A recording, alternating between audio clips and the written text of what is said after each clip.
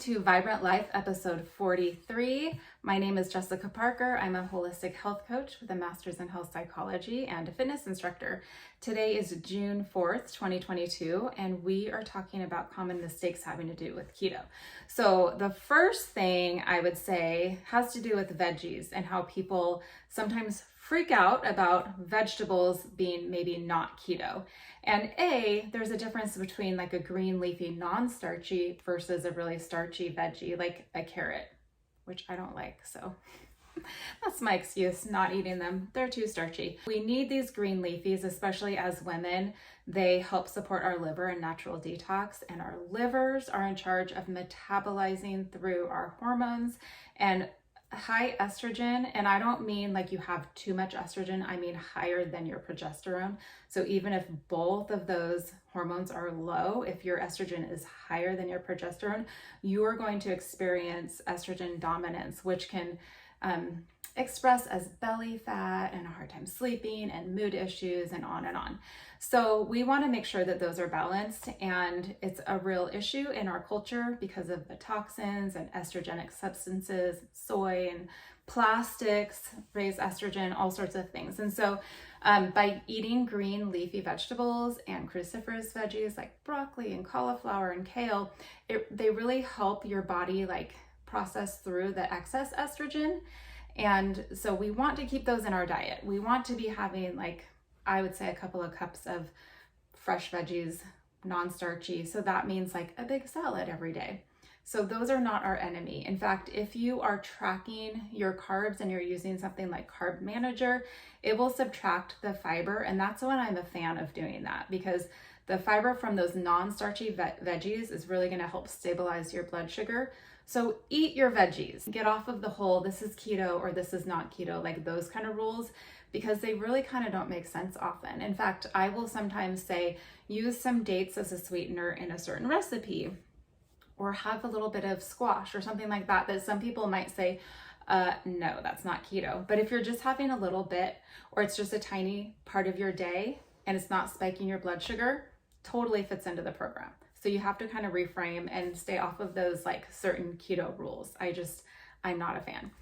So the next thing, big mistake, which I definitely personally fall into a lot, in fact, I recently did, is just having too many like keto snacks or treats. So just because it says keto, or just because, well, I can make certain things with almond flour and then I'm staying on my keto protocol, doesn't mean that that's actually what's happening. So if you're, making all these things and having them throughout the day and not tracking, you can go way above and beyond your carbs, and you can be spiking your blood sugar and your insulin and not even realizing it. And another thing that I notice is that when I get kind of outside of that, in terms of like I've had too many of those things, then I get those cravings back that I don't normally have when I'm really more strict keto.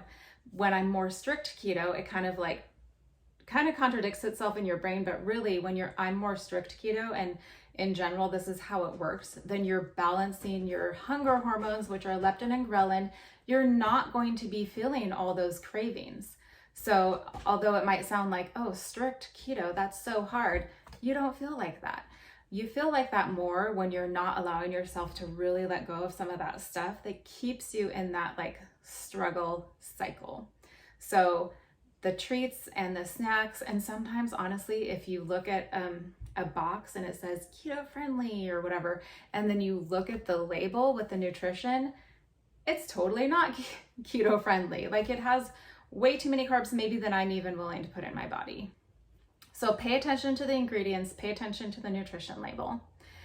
The next thing is not doing keto right for your body. And I would say this about any protocol, just basically not doing what's right for your body and taking, whatever, oh, well, this is how, how many calories or how many macros or blah, blah, blah, without taking into consideration maybe the types of food that your body is sensitive to. Or, gluten is something that I honestly recommend everybody stay away from, especially in the US, because of the Roundup, which is glyphosate, which just wrecks your gut. And then we get leaky gut, therefore we get inflammation. And that's a whole nother Dr. Phil show, but I just stay away from it. It also attacks your thyroid. It looks like thyroid antibodies, and basically your body just starts attacking itself. So I stay away from it. I personally don't have any kind of a crazy immediate reaction like some people do, but I stay away from it because long term I feel better. There are also other things like dairy, for example. Sometimes I hear people say, well, I can't do keto because I can't do dairy. Well, dairy is not a requirement for keto. The other thing though is that if you are doing keto and you're doing all the dairy and your body doesn't like it, that's a problem. So you need to pay attention to you and decide if it's okay or not. Me specifically, dairy does not bother me like gastrointestinally. I can have it all day long and I'm fine, but I do notice over time if I'm having too much of it throughout the day. It's really easy to just like, oh, I'm hungry, I don't want a meal, I just want a snack, have some cheese. Oh, I'm gonna make a meal and it's gonna involve a lot of cheese. Like it's really easy to just have cheese, heavy whipping cream in your coffee, and then pretty soon, like dairy is most of your day. When I'm doing that all the time, I do notice my hormones are a little bit different. And once you start really paying attention, because some people tell me, well, what do you mean, listen to your body? But when you really start paying attention, like month to month, if you know what I mean, I'll notice that kind of a difference in my, maybe cramping or bloating or things that I don't normally have. But if I'm doing too much dairy, I start having these symptoms of like PMS that I don't normally have. So that's an example. But beyond that, we all have different sensitivities. Some people can't have nuts. I personally, again, don't have a problem with them, but I notice if I'm doing too many, like, almond flour this, almond flour that, and then I'm hungry, I grab some nuts and a string cheese, whatever. It's really easy to dive for that kind of stuff. Again, I feel like personally my blood sugar stays up a little too much. So you really have to focus and pay attention. Just because something's quote keto friendly doesn't mean you should be eating it all day, every day. Another thing is I'm really shifting from a fat focus to a protein focus. And one thing I see sometimes is people really focus so much on fat and making sure I get, 75% of my fat every day. And if your goal is to lose weight, I encourage you to shift off of that. Make sure your carbs stay low and that you meet that protein requirement for you, which is going to be different for all of us. For women, it should be around 100 grams.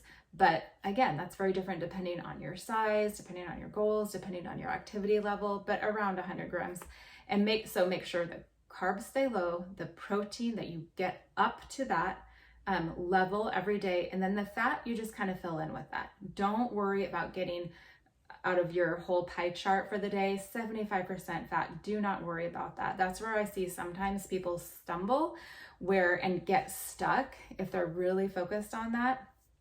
I've talked about this before, but the ketogenic protocol was originally developed for epilepsy. That therapeutic effect with high fat is for, people having brain disorders, Parkinson's, things like that. But if you're trying to lose weight, it might not be the best approach. We are all different, but I really see this a lot with women. Plus, we need to be focused on protein for our metabolism and our bone health. And protein can be way more satiating than fat. So again, keeping the carbs low, meeting that protein goal, and then filling in with fat, not worrying about keeping it really high. And sometimes people, go and make this huge like bulletproof coffee, keto coffee, putting like coconut oil and MCT and maybe heavy whipping cream and just all this fat, and having a coffee in the morning that's just like, I'm not a fan of like really counting calories, but if you're having way too much all in one sitting and then you keep eating after that throughout the day, you're going to have a problem. And so, I think when I started keto, I was doing stuff like that, but I wasn't really a fan of it. I didn't really love bulletproof coffees. Now I just put heavy whipping cream in my coffee, and sometimes I use Primal Creamer, Prymal. You have to order it on their website. It's really good. Add some like yummy keto-friendly sweetener or sweetness and flavor to it. But I'll do that in the morning, and that's it. So that's a huge difference from a bulletproof coffee in terms of how much fat and how many calories I'm getting. But that's my breakfast. I don't eat breakfast. That is my breakfast. The next thing, which is so important, is taking your electrolytes. Electrolytes are potassium, magnesium, sodium. There are others like calcium, but those are the three that we're really focused on with keto. And when you're going into a ketogenic protocol, your body is flushing out excess water that's attached to the carbohydrate molecules. And so along with that, you're flushing out electrolytes in your body, and you're gonna feel it. And that's why people oftentimes have keto flu. So if you're a step ahead of that and you're taking in your electrolytes every day, then you can actually avoid the keto flu. And sometimes keto flu might just even look like head pressure and head brain fog and a little bit of a headache.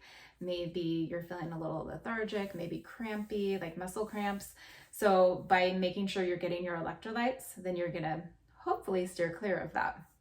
We're all very different in terms of how we process electrolytes. Exercise burns through them faster, heat, stress, caffeine, alcohol, crap food, which hopefully you're doing keto the right way with whole foods and not like processed junk.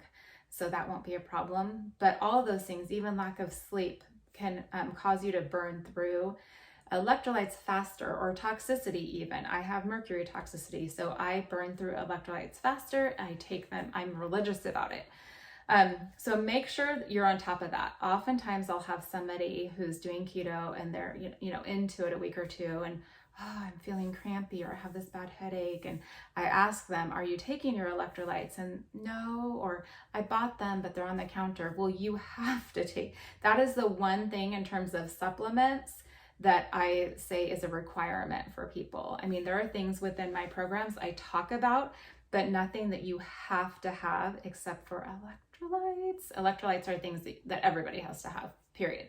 Whether you're keto or not, it's something that, we have a harder time getting from our food nowadays because our soils are so depleted, and then our lives are full of stress. So just do it. Stay on top of it. I personally use Ultima, which is sweetened with stevia and some natural ingredients instead of all this artificial stuff. Please don't get Gatorade or Powerade. Please, please, please. It'll make me twitch. There's so many like junk ingredients in those. And then the level of electrolytes you're getting from those things also are very, very low. There are things like Rob Wolf, I think it's called LMNK, LMK, I don't know. Rob Wolf, look him up. He's awesome. He's like paleo, he does keto also. But he has a line, but his is more sodium focused. I use Ultima that it's a little more potassium focused, and sometimes I'll add pink Himalayan salt into my drink because the Ultima doesn't have as much. So in my programs, we really dive into how much and where to get it, all the things. I do have an 8-week program coming up on Monday, June 6th. So it's a Keto for Women program. It is all virtual. You get your own login to the program. So you're going to get meal guides and all the ins and outs of the things that I'm talking about now. You'll have a ton of recipes, plus how to track, how to test for ketones, what ketones are, all the questions you could have. And then we have our private Facebook group where we do this together, and I'm in there daily, whether it's a live video or I'm just in there with support and guidance and some education having to do with keto. You can ask all your questions in there, and it's a great place to be with other women who are on the same journey. You can encourage each other, friendships are formed, and then recipes are shared and all the things. So it's awesome. Go ahead and I'm going to have the information below so you can go to that link and sign up or find more details. And you can send me an email, jess@healthwithjess.com, if you have any questions, or on my social media. Instagram is that_vibrantlife, and Facebook is thatvibrantlife, and then my website is thatvibrantlife.com. Have a great evening. Thanks for hanging out with me.